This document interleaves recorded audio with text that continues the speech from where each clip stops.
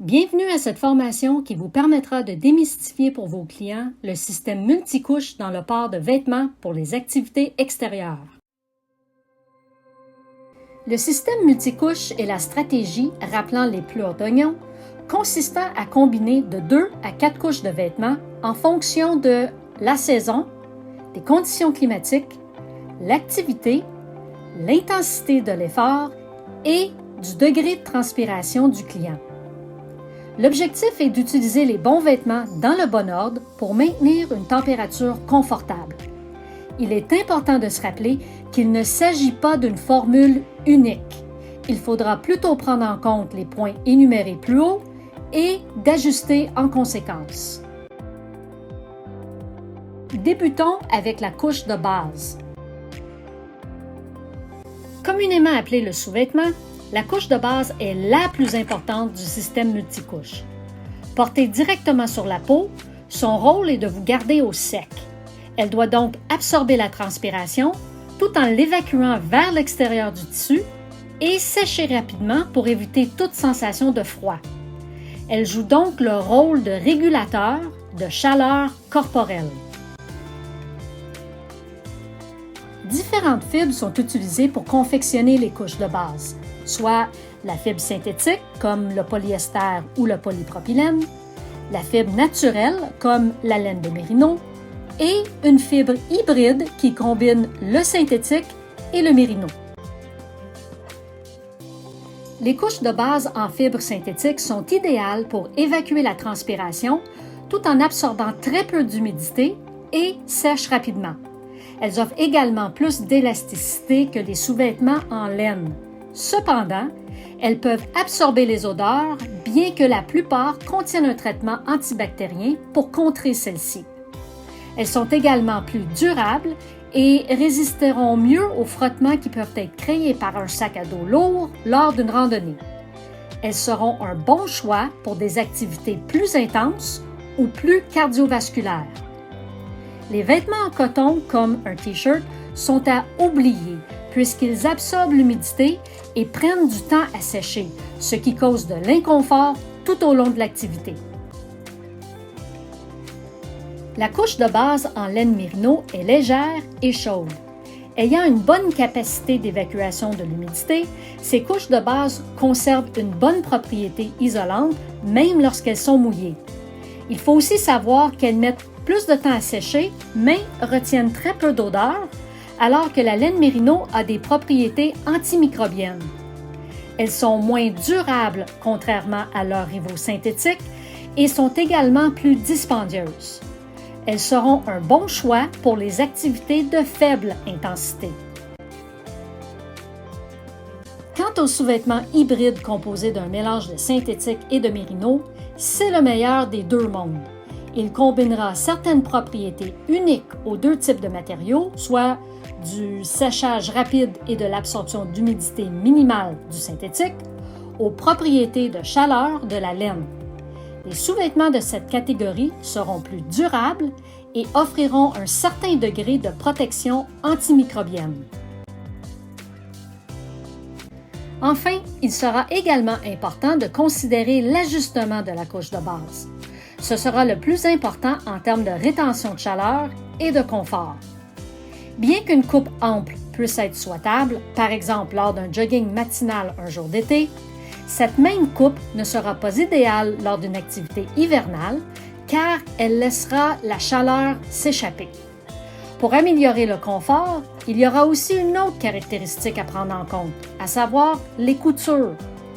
De plus en plus de fabricants proposent des sous-vêtements sans couture ou des coutures plates.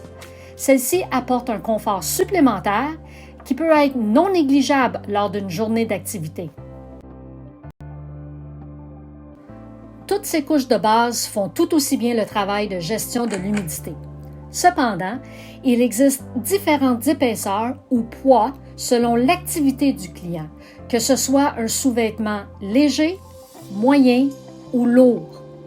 Plus le poids est lourd, plus l'apport de chaleur est important, mais la respirabilité sera moindre. Le sous-vêtement de poids léger sera requis pour une activité aérobique intense, telle le hockey, le ski de patin, la course à pied ou pour une personne qui transpire beaucoup.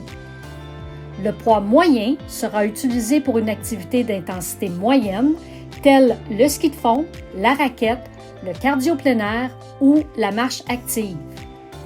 Finalement, le sous-vêtement dans la catégorie des poids lourds sera suggéré pour une activité où le client bouge moins ou presque pas, tel le ski alpin de basse intensité, la pêche sur glace ou la motoneige.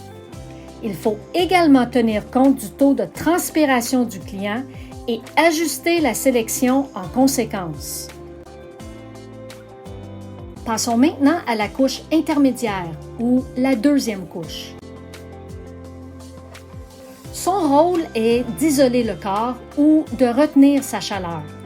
Elle doit donc pouvoir transférer la transpiration et l'humidité de la couche de base vers la couche externe, en plus de sécher rapidement, tout en conservant ses propriétés isolantes, même lorsqu'elle est mouillée. L'ajustement doit être relativement ajusté sans gêner les mouvements. Il existe 3 types d'isolants, soit une laine polaire, un isolant synthétique gonflant ou un duvet. La laine polaire est généralement faite de polyester synthétique ou de polyester recyclé. C'est un tissu très doux qui conserve bien la chaleur.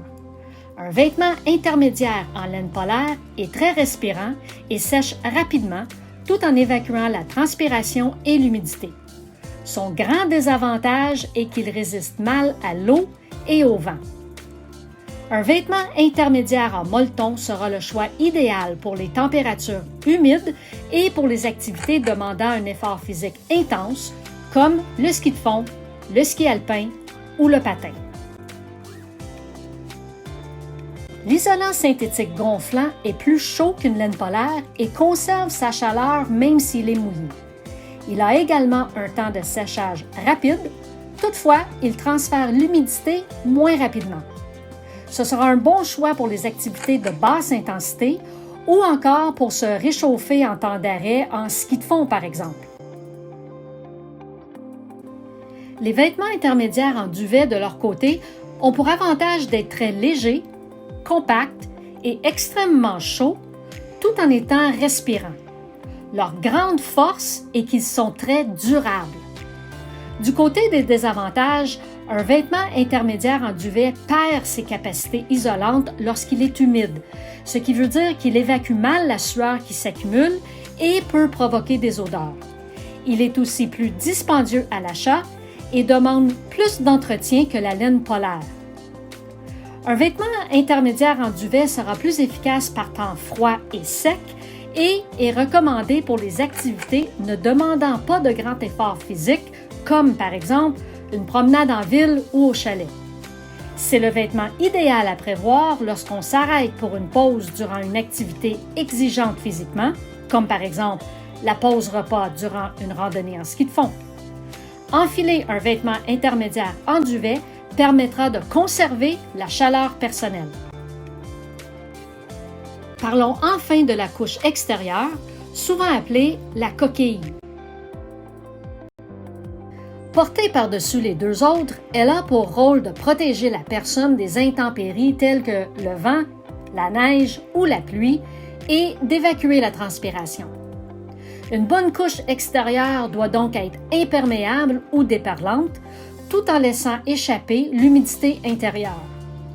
Elle se doit aussi d'être légère, compressible, résistante à l'abrasion et durable. Elle devra aussi être suffisamment grande pour se porter par-dessus les deux premières couches et procurer une bonne liberté de mouvement sans être trop ample pour ne pas perdre de chaleur. Elle devrait enfin être dotée de glissières aux aisselles pour assurer une bonne ventilation et une bonne régulation de la température corporelle. En contact avec l'air, la couche extérieure est faite de nylon ou de polyester traité avec un apprêt déperlant, ce qui la rend imperméable. La plupart des membranes sont conçues pour assurer une respirabilité et une imperméabilité durable aux vêtements. Elles sont faites de fibres synthétiques microporeuses. Le Gore-Tex, utilisé par plusieurs fabricants de vêtements, en est un bon exemple. Ce qu'il faut savoir est que le système multicouche est hautement adaptable. Dans certaines situations, le client n'aura peut-être pas à utiliser 3 couches ou il en mettra possiblement une de plus. Ainsi, la couche intermédiaire peut être doublée s'il fait très froid et que l'activité ne requiert pas de grand effort physique, comme par exemple une longue marche par un froid intense. C'est d'ailleurs la seule couche qui devrait être doublée, à moins de vouloir transporter son sauna portatif. Pendant l'effort, s'il ne fait pas trop froid et qu'il y a un fort vent, on peut combiner la couche de base et la couche externe. On n'aura ainsi ni trop chaud ni trop froid et la transpiration sera bien évacuée. À l'inverse, s'il fait beau et froid et qu'il n'y a pas de vent, on peut porter uniquement une couche de base et une ou plusieurs couches intermédiaires de manière à bien évacuer la transpiration. Bien connaître le système multicouche vous permettra de bien conseiller vos clients sur les vêtements à porter en fonction des conditions climatiques lorsqu'ils pratiquent leur activité extérieure préférée. Il est important de se rappeler qu'il ne s'agit pas d'une formule unique. Il faudra plutôt prendre en compte les conditions climatiques, l'activité, l'intensité de l'effort et le degré de transpiration du client et ajuster en conséquence.